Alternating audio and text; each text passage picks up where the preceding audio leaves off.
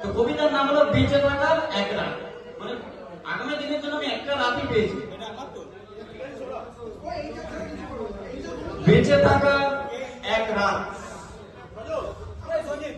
অনামী এক লেখক আমি, ছন্ন ছাড়া জীবন, কালকে বাঁচতে শুধু এই শেষ এক রাতের আমন্ত্রণ। বেঁচে থাকার এক রাত, অপেক্ষমান হয়তো অনেক আঘাত। হ্যাঁ, এই রাতের ঘুমকে থাপ্পড় দিলাম জোরে, বললাম আমায় বাঁচতে হবে, চলে যা তুই আজ অনেক দূরে। তবুও কর্তব্য পরায়ণ ঘুম দাঁড়িয়ে থাকলো শিওরে।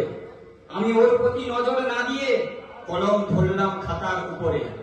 যদি ভালো কিছু না লিখতে পারি, নিন্দুকগুলো সব করবে আমায় টিটকেরি।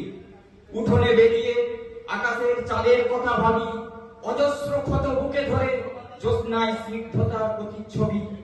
মনে অনেক সাহস উৎসাহ জন্মায়, জীবন যন্ত্রণাকে সয়ে নেব, মিছে কষ্ট পাই।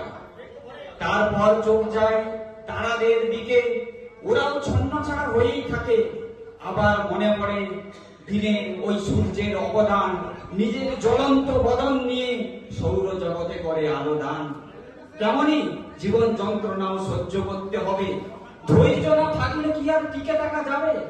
কষ্টের কান্না অদৃষ্টে নীরবে, তবুও মানব এই বাস্তুতন্ত্রে আপন অস্তিত্ব রাখতে হবে।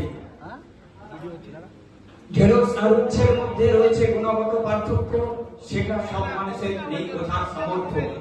বেশিরভাগ মানুষ অর্থ দেখে সম্পর্ক করে, মন মানসিকতার যাচাই কজন করে।